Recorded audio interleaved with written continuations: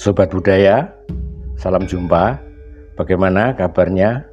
Mudah-mudahan sobat-sobat semuanya dalam keadaan sehat walafiat dan segala urusan juga lancar, rezeki lumintu terus tanpa surut. Kita saling mendoakan, dan jumpa kita kali ini adalah untuk membicarakan tentang keris pun bisa menjadikan seseorang menjadi waskita. Saya akan memulai dulu dari sebuah kisah atau semacam sejarah kecil tentang Raden Mas Panji Sosrokartono. RMP atau Raden Mas Panji Sosrokartono sudah memiliki keistimewaan cerdas dan waskito. Waskito itu bisa melihat sesuatu yang akan terjadi, ya, bisa membaca masa depan, ya. Dia adalah kakak Raden Ajeng Kartini. Waktu itu dia melanjutkan pendidikan di HBS di Semarang. Kemudian pada tahun 1898 Sosrokartono meneruskan sekolahnya ke negeri Belanda. Pada tahun 1917, ini saya kasih perjalanan singkat, ya.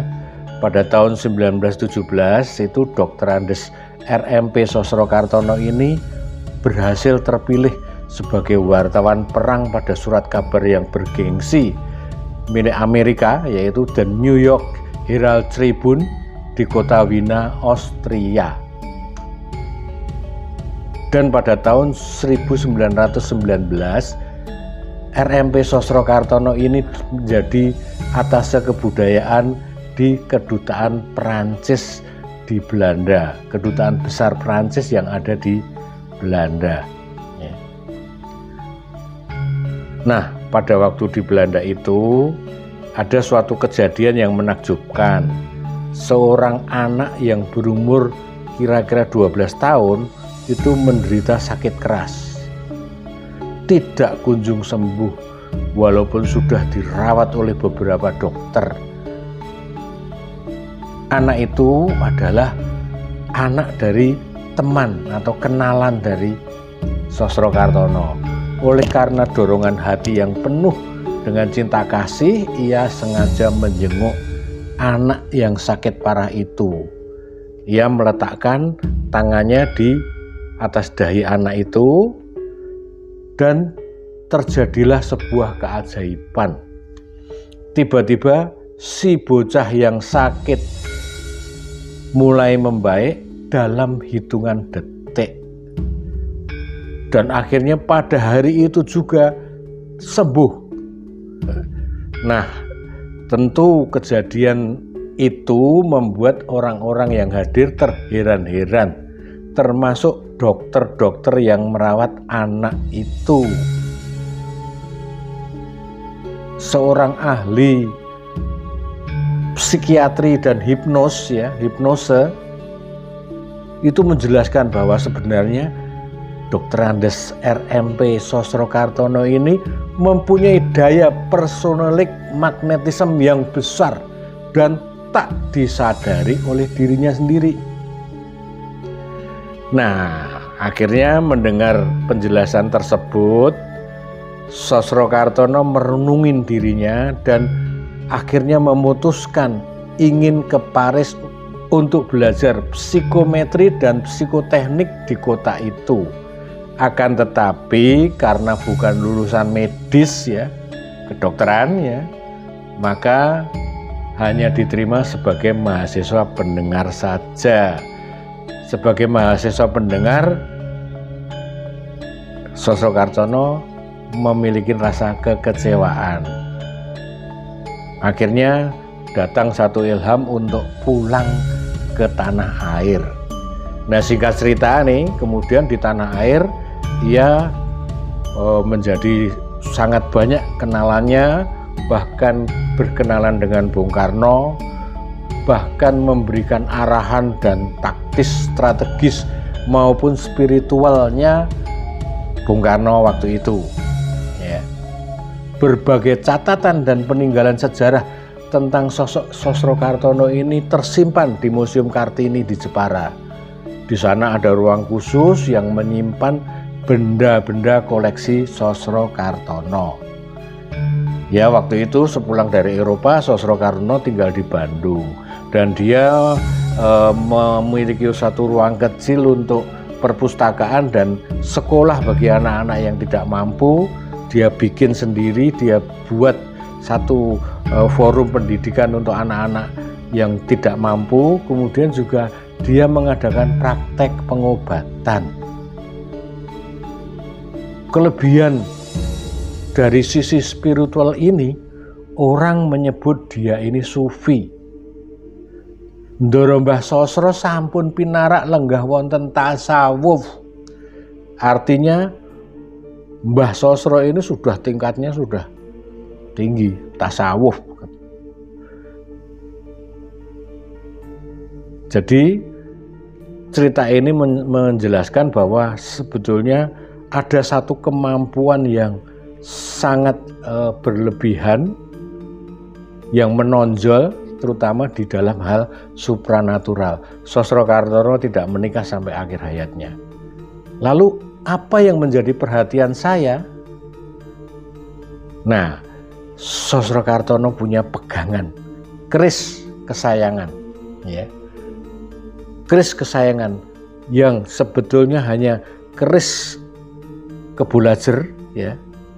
Tetapi ada keanehan pada pamor di bagian sorsoran atau di bagian wadidang, ya. Nah, dulu sesepuh saya lupa dari Jogja itu menyatakan bahwa itu adalah bentuk pamor layar katon. Tidak pernah saya mendengar atau saya membaca dari literatur tentang kawruh padungan, ya. Layar katon, ya. Layar katon sebetulnya adalah merupakan ideograf dari hasil tempa pamor sang empu yang unpredictable, tidak disengaja. Ideograf itu berbentuk semacam layar katon. Bisa dilihat di gambar yang saya tampilkan, ya. Ada layar semacam kotak gitu, layar katon. Nah, sebetulnya itu adalah satu kekuatan atau energi dari keris itu yang membawa seseorang akan mampu menjadi orang yang waskito. Kawaskitan atau waskito itu ada dua arti. Yang pertama adalah weruh sadurunge winarah atau membaca peristiwa-peristiwa yang belum pernah terjadi atau yang akan terjadi, dan juga arti yang kedua adalah membaca peristiwa yang sudah terjadi. Itu namanya kawaskitan. Nah, yang akan terjadi itu biasanya hanya semacam insting, ya. Dia menceritakan kepada seseorang bahwa sebaiknya begini, makanya Bung Karno sering datang ke Bandung bincang-bincang dengan Sosrokartono, ya. Dan kejadian yang sudah terjadi itu misalnya, ya, jika ada kehilangan bisa mengetahui siapa pencurinya, bisa melihat masa lalu yang terjadi, juga sebetulnya bisa menangguh dan menayuh keris. Nah, kemudian kawaskitan dalam arti weruh sadurunge winarah ini memberi semacam kendali pikir pada Sosrokartono sehingga seperti insting dia bisa menerawangin masa depan. Pemikirannya berimprovisasi, aktif, bergerak karena ada sinyal-sinyal yang masuk. Energi ini sebetulnya adalah karena dia memiliki keris yang pamornya ada pamor layar katon. Terawangan atau ilmu layar katon sudah pernah saya singgung sedikit di Ngasah Batin seri 5. Kalau kita mau belajar secara serius, di tengah kita bermeditasi, artinya tidak perlu keris ya, kita sendiri ya, maka caranya adalah berlatih membentuk layar sendiri di benak kita ya, yaitu bermeditasi. Nah, bermeditasi dengan kemudian menarik pandangan mata kiri ke arah kiri, kanan ke arah kanan, seolah-olah terbentang 180 derajat. Jadi direntang melebar 180 derajat. Nah, ketika kita merentang itu, kita juga menarik napas dari hidung perlahan-lahan, lidah menempel di cetak atau di langit-langit, tarik perlahan-lahan sambil seolah-olah ya, ini mata kita rentang 180 derajat. Tidak secara benar-benar, karena mata kita tidak mungkin bisa direntang sampai 180 derajat. Nah, itu tarik napas, dipindahkan, terus direntang 180 derajat, terus sampai nanti akan membentuk semacam layar yang bisa dipertahankan di teleng cipta kita, di cipta kita ini. Nah, itulah sebetulnya kita sudah memiliki layar katon ya. Nah, kemudian dalam layar itu akan muncul gambaran apa yang kita tangkap lalu kita terjemahkan. Misalnya kita ingin menayuh sebilah keris misalnya. Nah, itu ada tujuannya, maka nanti layar itu akan memberikan gambaran dari apa yang kita minta atau kita tuju. Nah, sesepuh zaman dahulu jarang berbicara ramalan seperti peramal masa sekarang. Karena apa? Karena gambaran atau sinyal yang didapat itu selalu harus diterjemahkan dahulu. Maka biasanya sesepuh kita zaman dulu memberikan atau mengutarakan sesuatunya dengan sanepo, sanepan atau kiasan-kiasan.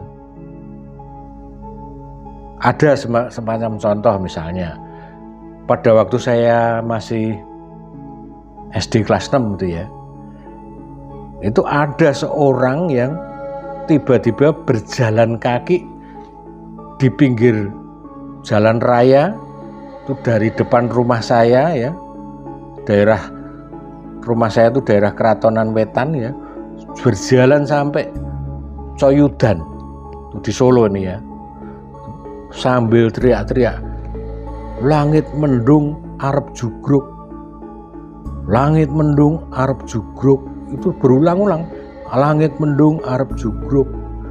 Terus disambung lagi, ono pendeta nganggo putih-putih numpak balok. Jadi ada langit yang akan ambruk, ada pendeta berpakaian putih-putih naik balok. Balok itu gelundungan tebangan kayu, naik balok. Itu semua samaran, artinya sanepo. Nah betul, pada beberapa bulan kemudian terjadilah G30S, gestok geger di mana-mana. Ada jam malam, saya masih kecil tuh, ada jam malam, ada yang ditangkap, ada yang dibunuh, ada udah itu yang katakanlah itu pemberitaan G30S itu yang benar yang mana gimana kita nggak tahu, tapi ada kejadian itu. Dan setelah itu tahun 1966 bulan Maret Solo tanggulnya jebol, sungai Tanggul itu jebol dan banjir. Itulah apa yang disebutkan ada pendeta berbaju putih naik balok atau gelondongan kayu keliling kota. Artinya banjir besar di kota Solo. Nah, disitulah makanya. Karena apa? Karena semua gambaran yang ada itu sulit untuk menerjemahkannya. Itu vision. Makanya sesepuh dulu itu selalu tidak ada meramalkan seperti sekarang ini. Wah, nanti ada begini, omong kosong itu. Tidak bisa. Harus selalu dengan sanepan, harus selalu dengan kiasan. Karena yang pertama adalah tidak ingin belak-belakan mendahului Tuhan. Itu etika yang dipegang oleh para leluhur kita. Jadi beda sekali. Nah, kemudian praktek kawaskitan ini juga ada zaman dulu, yaitu dengan cara nekromansi, yaitu mencapai sesuatu dengan memanggil arwah atau roh leluhur, roh yang ada di lingkungannya, bukan jin. Jin selalu menipu, roh leluhur atau arwah, ya. Nah, nekromansi ini sudah lama ditinggalkan karena memang semacam menyalahi satu kepercayaan yang kenapa mesti harus bantuan roh itu, ya. Nah, dan biasanya ramalannya sering yang keluar adalah yang sifatnya teror yang menakutkan. Tidak ada kalau yang namanya nekromansi itu mengeluarkan kamu nanti akan menjadi orang kaya, kamu akan tinggal di tempat yang hebat, enak, dengan rumah yang mewah, dengan mobil. Tidak ada. Pasti yang sifatnya teror, menakutkan. Itu praktek dengan bantuan arwah. Cara itu sudah tidak pernah dilakukan lagi. Jarang. Orang-orang kesepuhan lebih suka melatih layar sendiri dengan cara tadi.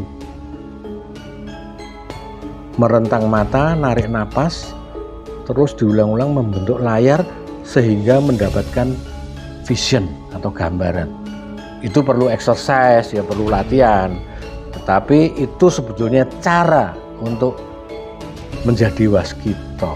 Misalnya ada suatu persoalan yang penting. Apa ini jalan keluarnya, atau apa ini keputusan yang harus saya ambil? Lakukanlah itu. Oh ya. Oke, saya akan melakukan ini. Nah, itu dengan cara sendiri. Tetapi kalau misalnya kita punya keris yang memang punya tuahnya bagus, yang ada layar katonnya, dia akan memberikan energi kepada kita, menuntun kita secara tidak sadar menjadi waskita. Nah, saya kira nanti kita lanjutkan dari teori-teori sesepuh yang cukup banyak tentang esoterik keris ini, untuk kita pahami sebagai wawasan agar berbicara keris tidak seperti sup sonder sout atau sup without salt. Artinya sup tanpa garam. Jadi kalau kita bicara keris ya mesti kita bicara mistiknya. Sobat budaya, semoga kita bisa berjumpa lagi. Anda semua sehat dan selalu sukses. Saya ikut mendoakan agar rezeki lumbintu datan porote, artinya rezeki yang terus tanpa surut. Demikian, rahayu, rahayu, rahayu. Niat ingsun ngareksa rahta sang sir rasa payungono rasa mangan cahya cahya mangan rasa langgeng ing ciptaku tetep mantep tan kena owah sir hening heneng nunggal rasa karo cahya sawiji nunggal Gusti